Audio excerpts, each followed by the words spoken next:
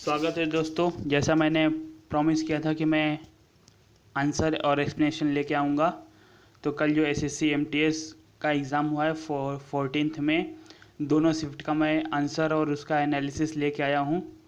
तो चलिए मैं बता देता हूँ कि कैसे मैं एनालिसिस करूँगा। जो भी 50 क्वेश्चन वाले हैं उनको मैं दो पार्ट में डिवाइड करूँगा। 25 क्वेश्चन, मतलब इंग्लिश और जीके को 25 क्वेश्चन में दो दो पार्ट में आएंगे। बाकी मैथ्स और रीजनिंग एक ही पार्ट में मैं आंसर उसका बताऊंगा, एक ही में एक्सप्लेन करूंगा कि 25 रीजनिंग एक पार्ट रहेगा, 25 मैथ्स एक पार्ट रहेगा, और इंग्लिश और मैथ्स में दो दो पार्ट बनाऊंगा मैं, जिससे कि वीडियो सुनने में भी ज़्यादा बोरिंग नहीं लगे और टेस्ट मतलब सबको रेस्ट मिल जाए, बीच में एक साथ एक झटके में ना देखना पड़े। तो चलिए शुरू करते हैं जनरल अवेयरनेस के 25 क्वेश्चन। तो देखिए ये फर्स्ट शिफ्ट का है। फर्स्ट शिफ्ट में देखते हैं कि बोला है in earth atmosphere which of the following continuously decreases with height.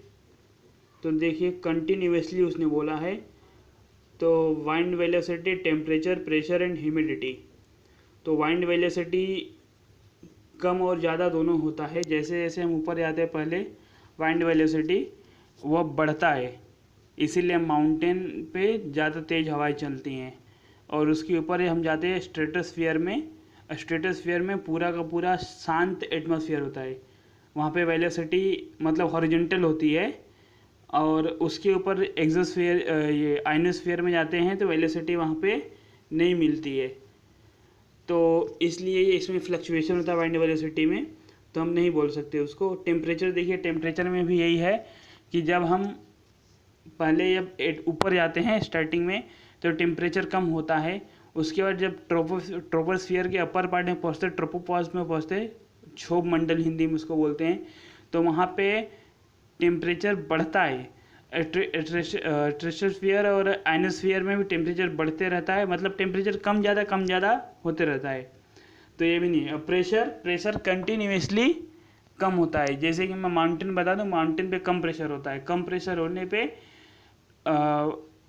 ये नाकों से खून आना एक आम बात सी है। माउंटेनियर रहते हैं उनके साथ ऐसा होता है कि कभी कभी नाकों से खून आता है। और ह्यूमिडिटी स्टार्टिंग में बढ़ती है, लेकिन एक सडनली पूरा ह्यूमिडिटी कम हो जाती है। जैसे स्ट्रेटोस्फियर में जीरो ह्यूमिडिटी है, उसी तरह आइनोस्फियर में भी जीरो ह्यूमिडिटी है। तो इसका आंसर सी होगा 101 का प्रेशर। दूसरा है कि भारत में किस राज्य की तटरेखा सबसे लंबी है, तो उसमें आंसर है इसका गुजरात।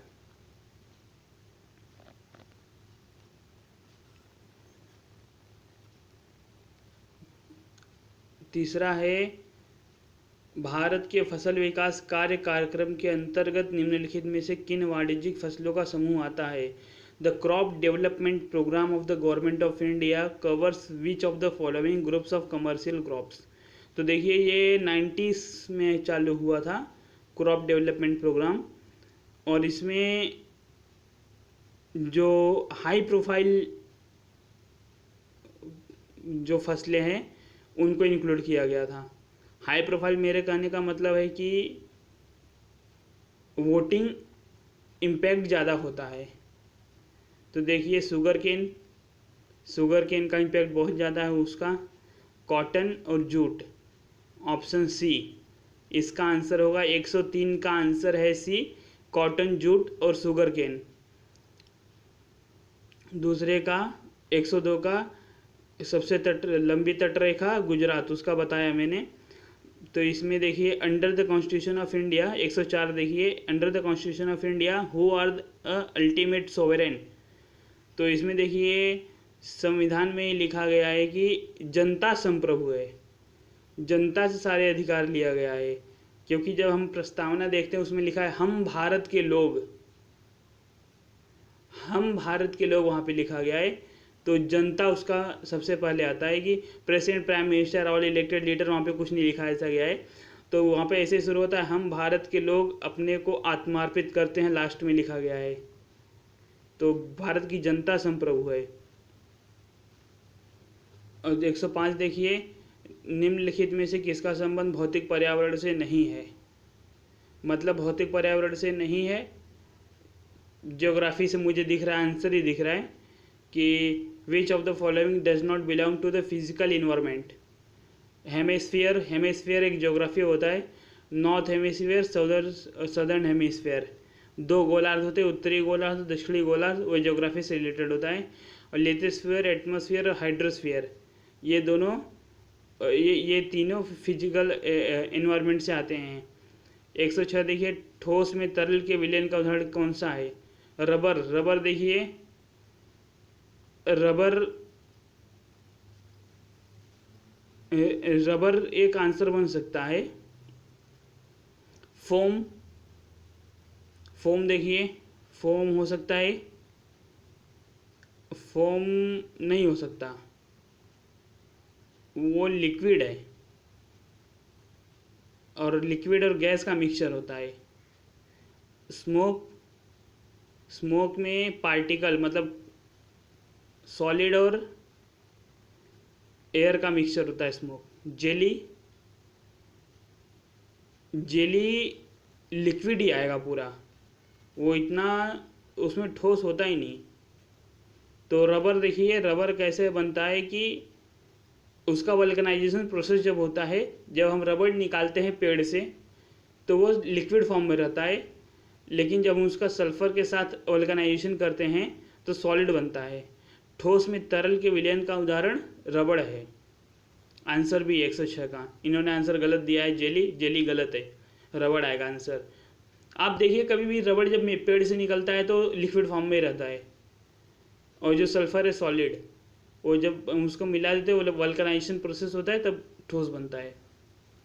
तो 107 देखिए, निम्नलिखित में से किसका सही मेल नहीं किया गया है? तो इसमें देखिए आयरन और कद्रेमुख में मिलता है, सही है। कॉपर खेतरी में मिलता है, मैग्नीज कोरापुट में मिलता है, कोल सिंगरनी मिलता है।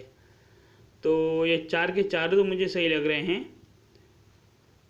अब मिलने के हिसाब से चारों सही हैं, लेकिन अगर इंपोर्ट एक्सपोर्ट आएगा तो आयरन कद्रेमुख एक्सपोर्ट होता है, बाकी सब हम खुद यूज़ करते हैं।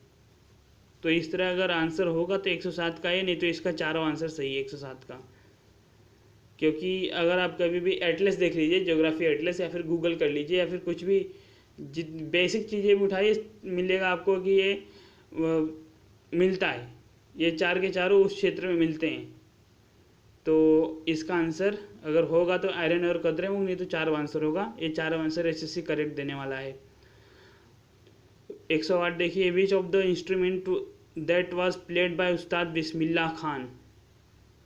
बिस्मिल्लाह खान क्या बजाते थे? सितार, संतूर, फ्लूट, शहनाई।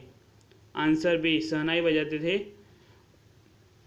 भारत रत्न उस्ताद बिस्मिल्लाह खान थे, उनको भारत रत्न मिला था शहनाई वादन की वजह से। और वही एक ऐसे शहनाई वादक थे जो भारत की आज़ादी के समय शहनाई बजाए थे। हम जब कभी वीडियो देखते हैं उसमें जो शहनाई की आवाज़ आती है 1947 का, उस्ताद बिस्मिल्लाह अली खां बजाते हैं वो।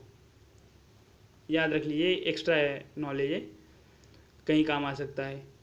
109 देखिए, 109, loss of water in the plant in form of liquid is known as. पौधों में तरल के रूप में पानी की कमी को क्या कहते हैं?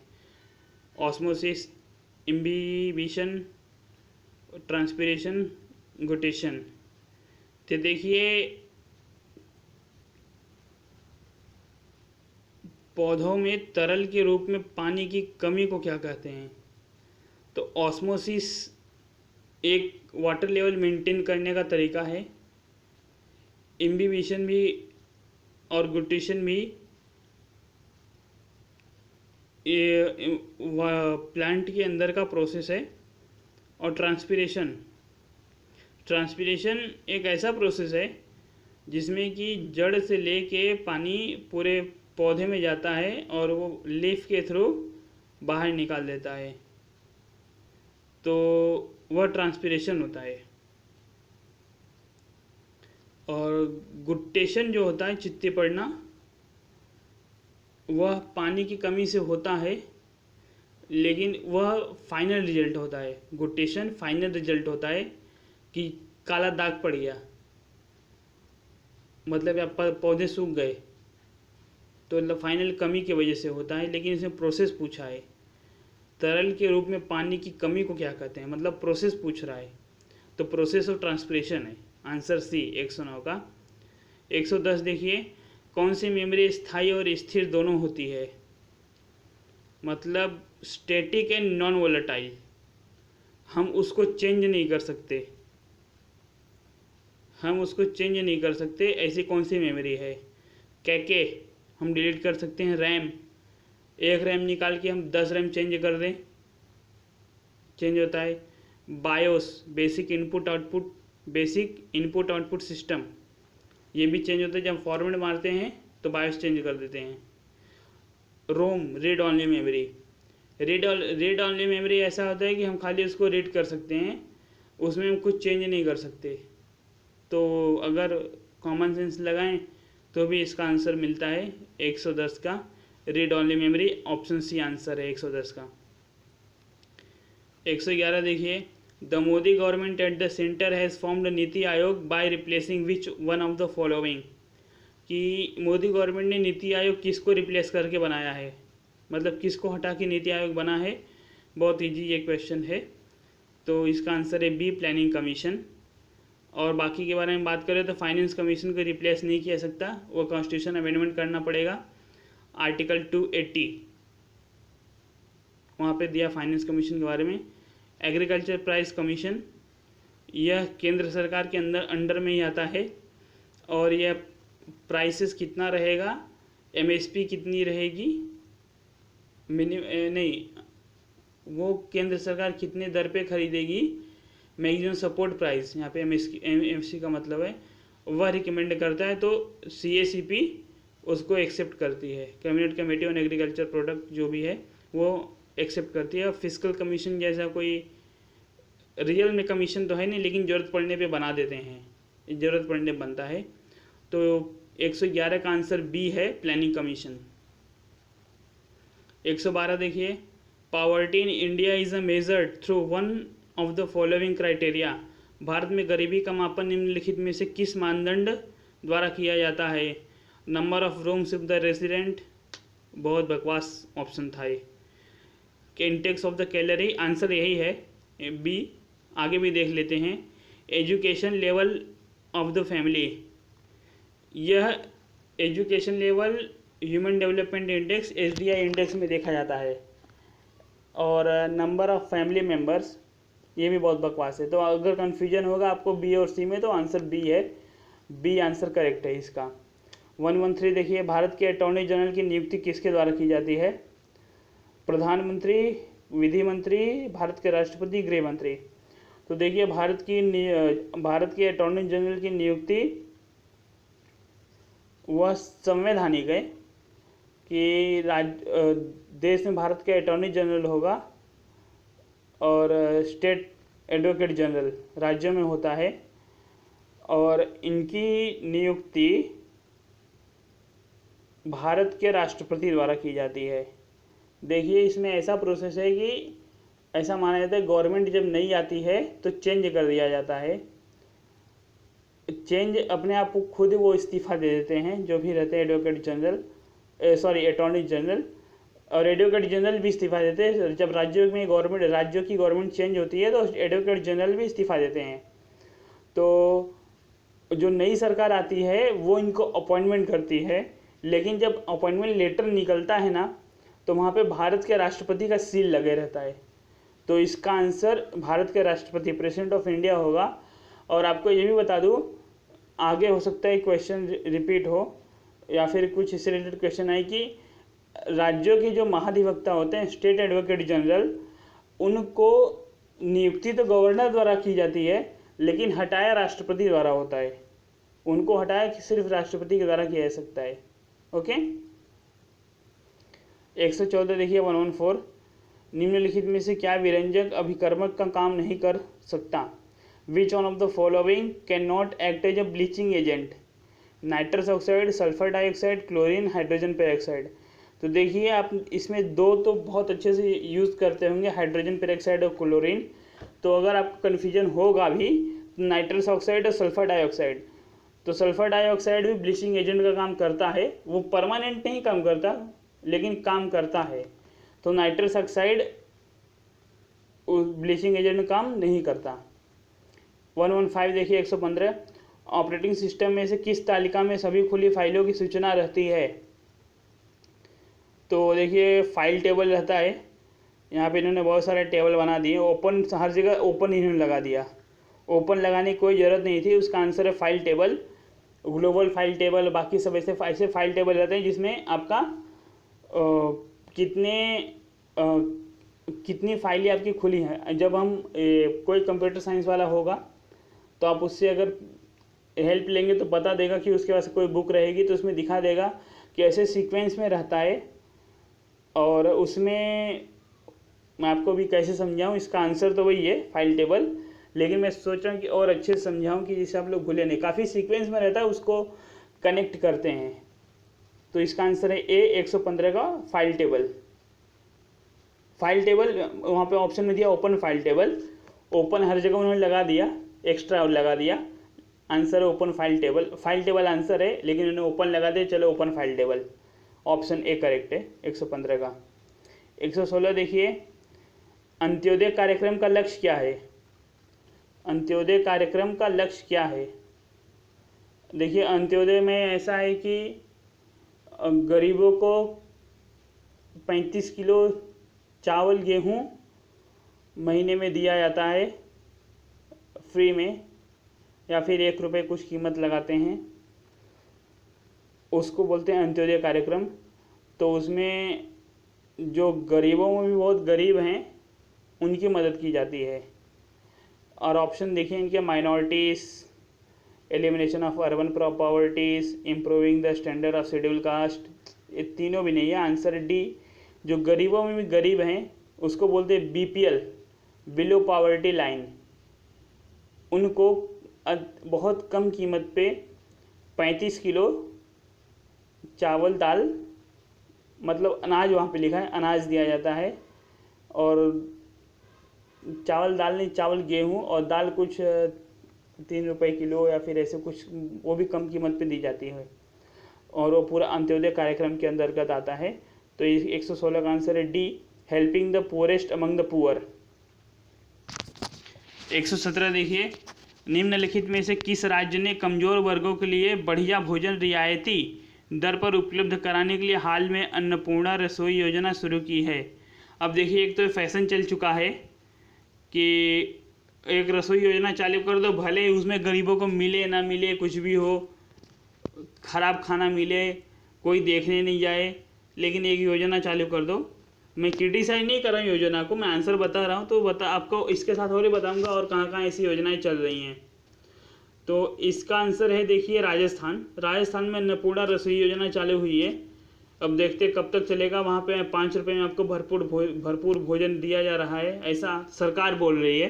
ये सरकार की लैंग्वेज है कि भरपूर भोजन दिया जा रहा है, अच्छे से अच्छा क्वालिटी कम कीमत में गरीबों को दिया जा रहा है। तो इसका आंसर है डी। इसके साथ देखिए तमिलनाडु में अम्मा योजना चालू है, अम्मा कैंटीन योजना। वहाँ पे दाल सांबर नहीं, सांबर राइस और जो भी रहते साउथ के खाने वो 5 रुपये में उनके दिए जाते हैं। इसी तरह की कुछ योजना यूपी में चालू होने वाली है, उत्तर प्रदेश में। इन्होंने आंसर भी मार्क कर दिया उत्तर प्रदेश, लेकिन वो चालू होने वाली है, अभी चालू नहीं हुआ। सीएम जो बने हैं आदित्यनाथ, योगी आदित्यनाथ, उन्होंने कहा था हम चालू करेंगे, तो अभी तक चालू नहीं हुई। चालू होगा तो फिर आ जाएगा न्यूज़ में। तो 117 का आंसर है डी, राजस्थान। 118 देखिए, for the commercial bank lending the priority sector denotes. अब प्रायोरिटी सेक्टर बता दूं कि ये होते हैं कि बैंक उनको प्रिफर करते हैं लोन देना ज़्यादा। तो आरबीआई की गाइडलाइन है कि normal bank, schedule commercial bank अपना 40% लोन प्राइवेटी सेक्टर को देंगे, और जो रूरल बैंक हैं वो 75% अपना देंगे। रूरल रूरल और ये सहकारी बैंक 75% अपना देंगे। तो ये किसको देते हैं? प्राइवेट सेक्टर में कौन आता है? प्राइवेट सेक्टर में आते हैं एग्रीकल्चर, स्मॉल स्केल इंडस्ट्रीज़, और जो महिला संगठन उद्योग चलाते हैं वो आते हैं उसमें। और जैसे कि लिज्जत पापड़ हुआ एग्जाम्पल, वो आता है। स्मॉल स्केल इंडस्ट्री आते हैं, जैसे कोई घर में बिल्डिंग बनाने का काम कर रहा है तो वो भी आता है। एग्रीकल्चर आता है। तो इसका आंसर 118 का सी है। C, agriculture and small scale industries. 119 देखिए, मीना माता। मीना माता एक बीमारी है जो कि रेडियो एक्टिव बीमारी है। अब रेडियो एक्टिव से आप याद कर लीजिए कि यह मर्क्यूरी से होता है। जब मर्क्यूरी कोई उसके कांटेक्ट में आता है, फिर मर्क्यूरी किसी तरह बॉडी के अंदर जाए तो उसको मीना माता बीमारी होती है। इसमें जान भी जा सकती है, व्यक्ति अपंग हो सकता है, इस तरह की घटनाएं देखने को मिलती हैं। 120 देखिए, the release of which of the following into ponds and wells help in controlling the mosquitoes. तो ऐसी कौन सी इसमें से मछली है या फिर जो भी है वह कुओं और तालाबों में छोड़ने पे मच्छरों के नियंत्रण में सहायक होता है? तो देखिए, इन्होंने आंसर बहुत इजी है, और भी इजी हो। आंसर इजी वैसे नहीं है, इजी होता अगर वो उस फिश का एक और नाम है वो देते। तो उसका आंसर है मस्कीटो फिश। अब उन्होंने मस्कीटो फिश नाम नहीं दिया, अब उन्होंने उसको नाम दिया है गैम्बोसिया फिश। गैम्बोसिया फिश इसलिए कि वो जाम्बेजी रिवर एक अफ्रीका में है, जाम्बेजी, उस रिवर में वो फिश पाई जाती है। वहाँ पे वह मच्छरों को खा जाती है। ओके, तो उसका इसलिए उसका नाम है गैम्बोसिया फिश। और डॉग फिश, क्रैब और स्नेल से ये सब नहीं है। क्रैब और स्नेल से तो मच्छर बढ़ते हैं कम करने के बजाय। गैम्बोसिया फिश ऐसी है जिससे रखने से कुएं और तालाबों के मच्छर वहाँ पे नहीं पनपते, लार्वा पनपते ही नहीं। तो इसका दूसरा नाम है मस्कीटो फिश। गैम्बोसिया फिश को मस्कीटो फिश बोलते हैं। उन्होंने कंफ्यूज कर दिया आप लोग को, गैम्बोसिया बोल के। मस्कीटो देते तो थोड़ा इजी होता है, मस्कीटो देना चाहिए था, MTS के पेपर है। चलिए कोई बात नहीं, अगर आपने छोड़ा भी रहेगा या फिर नेगेटिव आ रहेगा तो कोई बात नहीं, क्वेश्चन थोड़ा टफ था ये। अगर मस्कीटो देते तो बहुत ईजी हो जाता, गैम्बोसिया बोल के टफ था। गैम्बोसिया फिश इसका आंसर है। 120 का आंसर डी, गैम्बोसिया फिश। और देखिए 121, सन यात सेन किसके नेता थे? सन यात सेन देखिए, हम सबको पता है कि वो चीन के नेता थे। 1920s में उनका बहुत बोलबाला था चीन में। उसके बाद माओ जेडोंग आए, उनसे उनका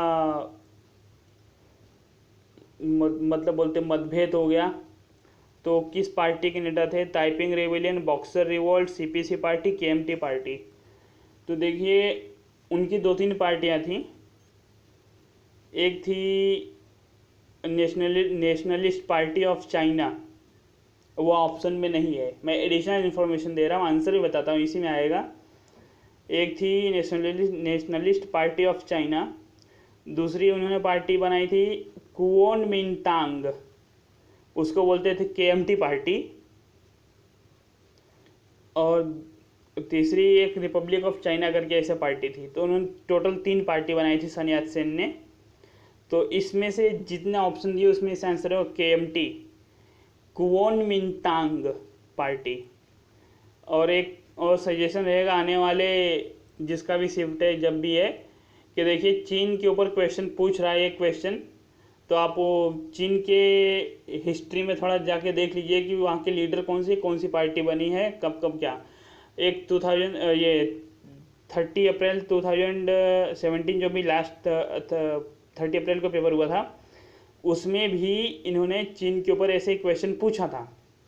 तो ये पूरी तरह संभावना है, चांस है आगे भी पूछें। तो एक तैयार कर लिए चीन की हिस्ट्री, मतलब हिस्ट्री नहीं, एटलीस्ट गूगल पे जाके देखिए वहाँ पे चीन की हिस्ट्री में कौन से लीडर, कौन से पार्टी कब बने, 2-3 नाम फेमस हैं, उनको देख लीजिए। 122 देखिए, बायोम इज, जीवोम क्या होता है? विशिष्ट क्षेत्र में उगने वाले पौधों का समूह, जी नहीं। असीमांकित क्षेत्र, डेलिमिटेड एरिया, जी नहीं। A complex of communities characterised by distinctive climate and vegetation, वैशिष्ट जलवायु एवं वनस्पति वाले समुदायों का मिश्रण, सी हो सकता है लेकिन डी भी चेक करना पड़ेगा। A collection of rare plants and animals, biome में दोनों होते हैं, यहाँ पे एक में जलवायु वनस्पति, तो सी नहीं होगा, आंसर होगा डी इसका, कि दुर्लभ पौधों एवं जीव जंतुओं का संग्रह, बायोम। देखिए बायोम से बड़ा बायोस्फीयर होता है, उसको हम जीवमंडल बोलते हैं। तो लास्ट टाइम जीवमंडल के बारे में पूछा गया था, लास्ट टाइम मतलब 30 अप्रैल की बात कर रहा हूँ, इसमें बायोम के बारे में पूछा गया है। तो देखिए एसएससी उसी सर्कल उसी लाइन के आजू बाजू घूम रहा है। आने वाले के लिए हिंट है कि पेपर अच्छे से तैयार कर लीजिएगा। तो देखिए आँख के लेंस किसके पीछे होते हैं? The lens of the eye is behind the pupils vitreous human retina optical nerve, तो इसका आंसर है पीपल के पीछे होते हैं आँख के लेंस।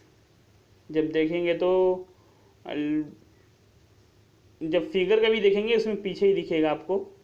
अगर मेरे पास डिजिटल पेन होता तो मैं आपको बना के दिखाता इसमें कि कैसे दिखता है वो।